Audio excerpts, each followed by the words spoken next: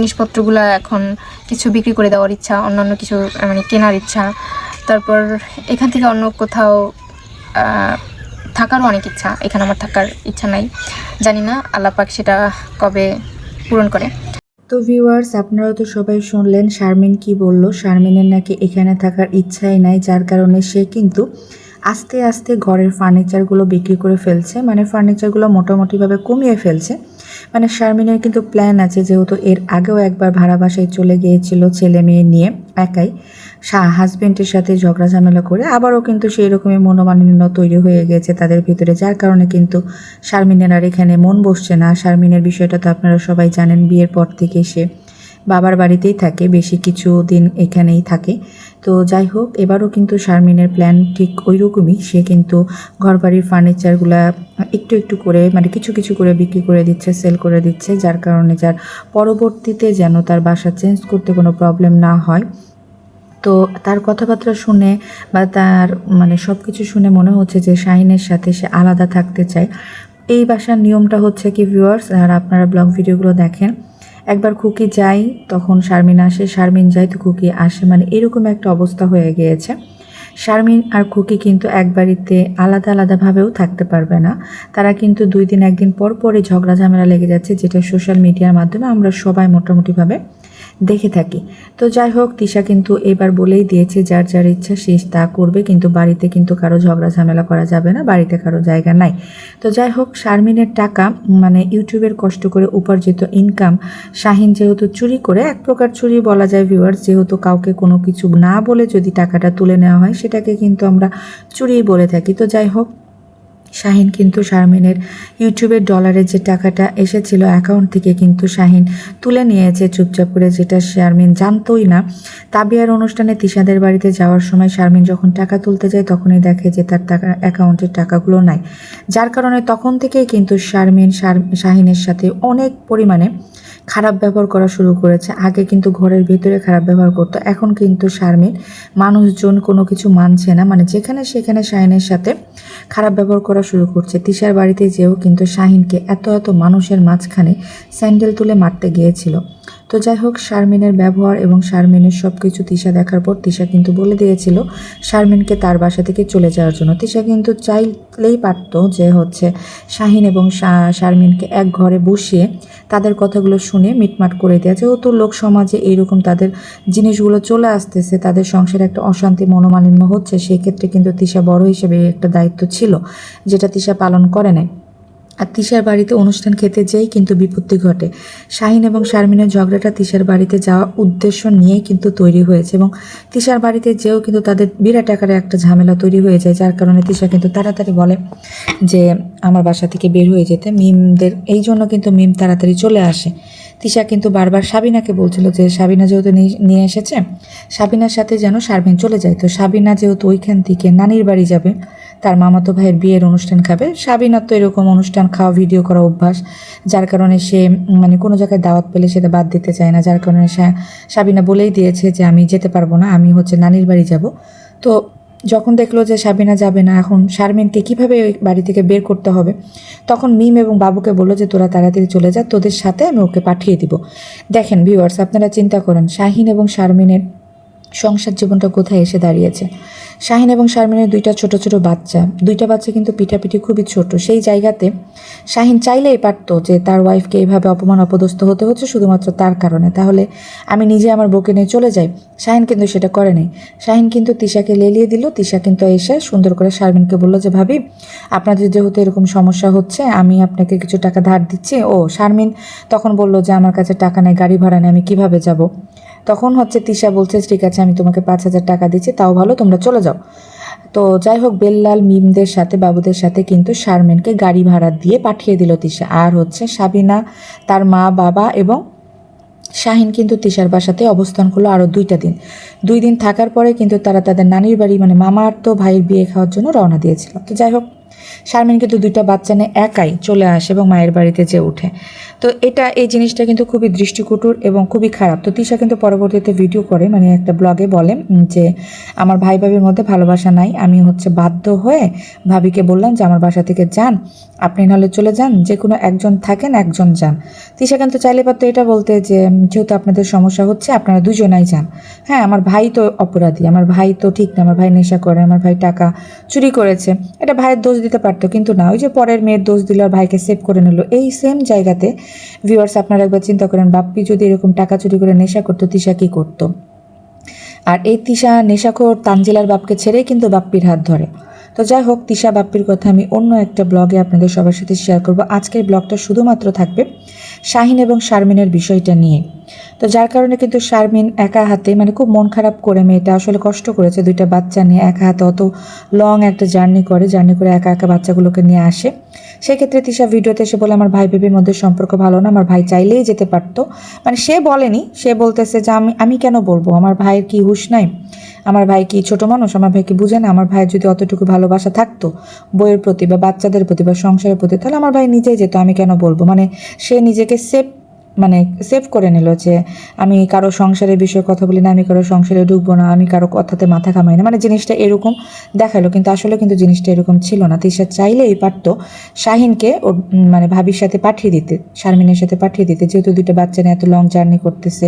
তো এই ক্ষেত্রে কিন্তু তিশা সেটা করেনি। তো শারমিন কিন্তু বাড়িতে আসার পরেই আর কোনো ভিডিও করেনি। দুইটা ভিডিওতে বলেছিল যে আমার এই ব্যবহারটা করার কারণ এটা হচ্ছে শাহিন আবার লিক করে দেয় যে শারমিন যখন শাহিনকে স্যান্ডেল নিয়ে মারতে যায়, তখন কিন্তু এই ফুটেজটা শাহিন নিজেই হচ্ছে ভিডিওতে ছাড়ে। রোস্টাররা যে রোস্টিং করে, কেন করবে না বলেন? তারা নিজেরাই গন্ধ পচার মতো নিজেদের গন্ধ পচা ফুটেজগুলো ভিউয়ার্সদেরকে দিচ্ছে, আর ভিউয়ার্সরা ওখান থেকে কেটে কেটে নিয়ে রোস্টিং ভিডিওতে দিচ্ছে। তো যাই হোক, তো শাহিন নিজেই নিজেকে অপমান অপদস্থ করছে, এটা সোশ্যাল মিডিয়াতে ছড়িয়ে গিয়েছে। তারপরে তারা আবার 2 দিন পর 2-3টা ভিডিও বানাইতে পারলো এই একটা জিনিসকে কেন্দ্র করে, যার কারণে তাদের ইউটিউবের ইনকামটাও বাড়লো, ডলারটা ইনকাম হলো। তারপরও দেখেন ভিউয়ার্স, আপনারা একটা জিনিস চিন্তা করেন, তারা প্রতিদিন এত ঝগড়ার ভিডিও, এত ভিডিও মানে ছাড়ে ইউটিউবে, আর এত ভিউও হয়। মানে ঝগড়ার ভিডিও তো ইউটিউবে মোটামুটি খুব ভালো পর্যায়ে চলে, মানে ঝগড়াঝাটির ভিডিও সবাই পছন্দ করে। আপনি এখানে একটা ভালো ভিডিও দেন, কেউ পছন্দ করবে না। তো যাই হোক, ঝগড়ার ভিডিও যেহেতু রমরমা চলতেছে ইউটিউবে, সেই ক্ষেত্রে কিন্তু তাদের মোটামুটি ইউটিউব থেকে ভালো অঙ্কের একটা ডলার ইনকাম হয়। তারপরও কেন শাহিন বলে যে তার কাছে টাকা নাই? সে যে কোনো অনুষ্ঠানে খালি হাতে চলে যায়, আর গাড়ি ভাড়া নেয় হচ্ছে শারমিনের কাছ থেকে, মানে তার বইয়ের কাছ থেকে। তো শারমিন যেহেতু এবার রাগ করে চলে এসেছে, শারমিনের কাছে তো টাকা ছিল না, শারমিনের টাকা শাহিনই চুরি করে নেয়, যার কারণে তিশা কিন্তু 5,000 টাকা দিয়ে শারমিনকে বাড়ি পাঠিয়ে দেয় যে ভাবি আমি আপনাকে টাকা ধার দিচ্ছি, ধার। ও সরি ভিউয়ার্স, টাকা কিন্তু এমনি এমনি দেন, এটা ধার। হ্যাঁ, ধার দিচ্ছি, তাও ভালো আপনি চলে যান, আপনি চলে যান, না হলে এখানে ঝগড়া হবে, বাপ্পি পছন্দ করছে না বা বাপ্পি রেগে যাচ্ছে, বাপ্পির কাছে আমি ছোট হয়ে যাচ্ছি, যে আমার ফ্যামিলি মেম্বার্সটা এমন তেমন। তো যাই হোক, সে কিন্তু একা একা চলে আসলো বাচ্চা দুইটাকে নিয়ে।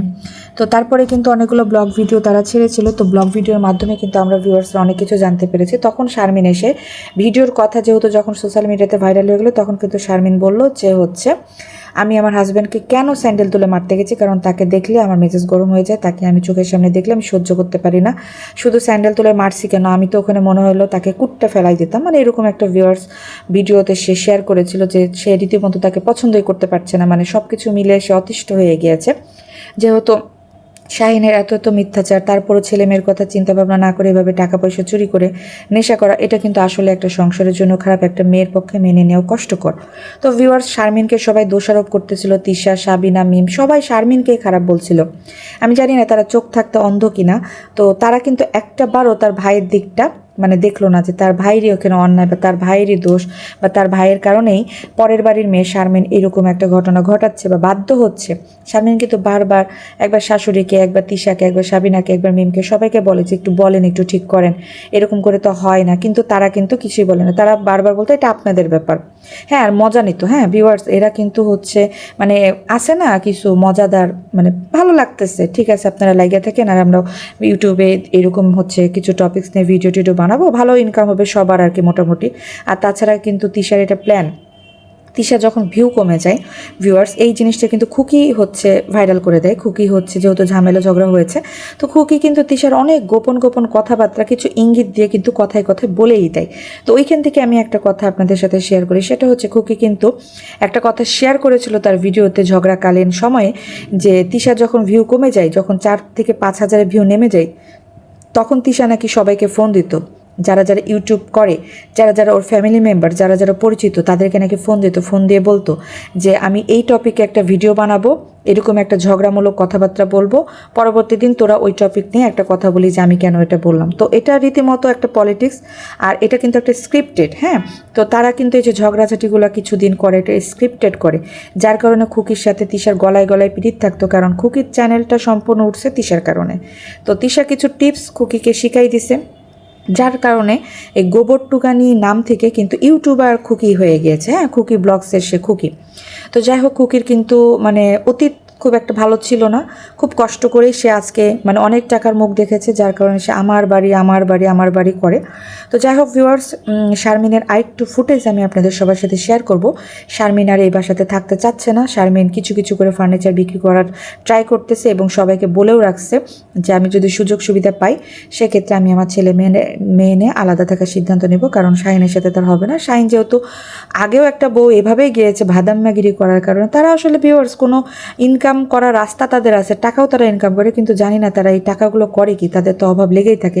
এই যে যেমন মিম এখন পর্যন্ত কে কে না কে বলছে আমার ঘরের ফার্নিচার বিক্রি করে ফেলতে আমার হাজবেন্ডকে।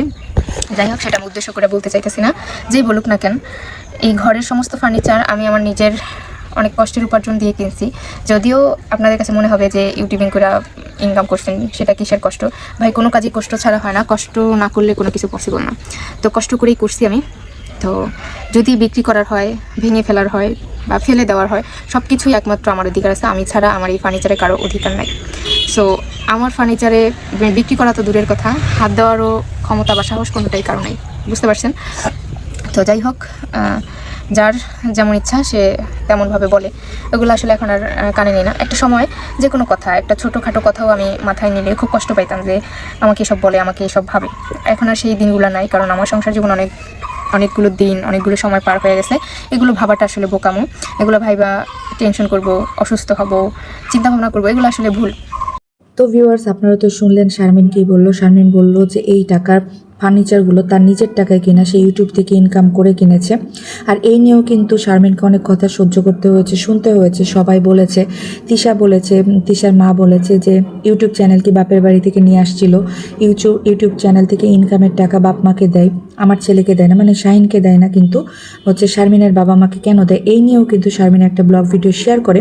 শারমিন কিন্তু সেখানে উল্লেখ করে যে আমার বাবা মাকে মানুষ করেছে, হ্যাঁ আমার শ্বশুরবাড়ি আমাকে চ্যানেল খুলে দিয়েছে, আমি ইনকাম করছি, কিন্তু আমাকে চ্যানেল খুলে দেওয়ার পর তো ভিডিও করে আমার হাতে টাকা তুলে দেয়নি। আমি এখানে প্রত্যেক দিন নিজের কষ্ট করা ভিডিওগুলো ছাড়িয়ে বিধায় আমি টাকা পাই। ওই টাকা থেকে যদি আমি আমার বাবা মাকে দিই, সেখানে কারো কোনো কথা বলার রাইটস নাই, এটা আমার টাকা, আমি যা খুশি তাই করবো। আর তাছাড়া তাদের ছেলে তো ভালো কোনো কাজ করে না, যার কারণে আমি তাকে টাকা দিব। তাদের ছেলে এই টাকা নিয়ে নেশা করে, উল্টাপাল্টা কাজ করে, যেগুলো করার জন্য টাকা আমি দিব না। এটা কিন্তু শারমিনের কথা একদম ঠিক আছে ভিউয়ার্স। কিন্তু দেখেন, আপনারা একটা চিন্তা করেন, তিশা, সাবিনা, মিম, এদের মেন্টালিটিটা কেমন। এরা কিন্তু তিনজনই সেকেন্ড ম্যারেজে এসে নিজেদেরকে সার্থক মনে করছে। সেকেন্ড ম্যারেজে এসে তিশার তো হচ্ছে এটা তৃতীয় ম্যারেজ, সাবিনারও এটা তৃতীয় ম্যারেজ আরিফের সাথে, আর মিমের হচ্ছে সেকেন্ড ম্যারেজ। তো এরা কিন্তু দ্বিতীয় আর তৃতীয়টাতে এসে মানে সাংসারিক জীবনটা উপভোগ করতে শিখে গিয়েছে, কারণ ওই যে ঠেকনা খাইছে, ঠেকনা খেয়ে এসে শিখছে, তো এটাই মনে করছে তাদের সার্থকতা। তো সব কিছু মিলে ভিউয়ার্স, এরা হচ্ছে মানে শারমিনকে যেভাবে উৎপাত করছে, প্লাস খুকি কিন্তু মিজানের একমাত্র বউ, মানে মিজানের কিন্তু শুধুমাত্র মিজানের মানে চারিত্রিক দিক দিয়ে কোনো সমস্যা নাই, খুকি কিন্তু মিজানের ভাত খাইতেছে। কিন্তু এখন যে অবস্থা হয়েছে তাতে মনে হয় না খুকিও বেশি দিন লাস্টিং করবে, কারণ তিশা উঠে পড়ে লাগছে খুকি এবং মিজানের সাথে। আর মিজান হচ্ছে তিশার কথায় চলতো, শুধুমাত্র খুকির কথায় মিজান ব্যাকিয়ে যাওয়ার কারণে, মিজান হচ্ছে তিশার সাথে দুইটা খারাপ কথা বলার কারণে বা চিল্লাচিল্লি করার কারণে কিন্তু তিশার মাথা খারাপ হয়ে গিয়েছে।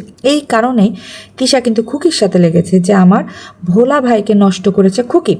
তো যার কারণে কিন্তু এই খুকির সাথে লাগছে। আর খুকির কথা হলো, এখন আমরা আগে খারাপ ছিলাম, আমরা আগে ইনকাম করতে পারতাম না, টাকা ছিল না, বাট এখন তো আমরা সোশ্যাল মিডিয়াতে এসে 10 টাকা ইনকাম করি। যেহেতু আমরা 10 টাকা ইনকাম করে আমরা কেন তিশার কথাতে উঠবো আর বসবো? তো ভিউয়ার্স, আমার কাছে মনে হচ্ছে যে খুকি আবার ছেলে মেয়ে নিয়ে বাড়িতে ফিরে আসবে, কারণ সে বাড়িঘর ঠিক করছে। আর এই থেকে কিন্তু শারমিন ফার্নিচার বিক্রি করা শুরু করেছে। শারমিন তার ছেলে মেয়ে নিয়ে আবার ভাড়া বাসায় যে থাকবে, না হলে সে জমি কিনে নিজে একটা বাড়ি করবে, বাড়ি করে সে আলাদা থাকবে, যেটা সে বলতে পারবে যে আমার বাড়ি।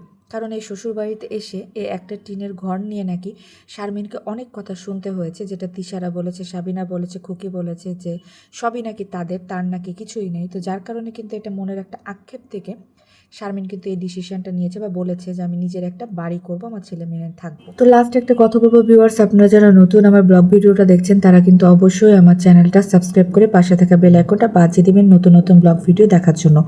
আজকে আমি এই পর্যন্ত শেষ করছি। আর আমার কথাগুলো যদি কোনো ভুল ত্রুটি হয়ে থাকে অবশ্যই ক্ষমাসুলভ দৃষ্টিতে দেখবেন। আর আমার কথাগুলো ঠিক আছে কিনা অবশ্যই আপনারা আপনাদের মূল্যবান মতামতগুলো আমাকে কমেন্ট বক্সে জানিয়ে দিবেন, তাহলে আমি পরবর্তীতে নতুন একটা ব্লগ ভিডিও আমি আপনাদের সবার সামনে উপহার দেব।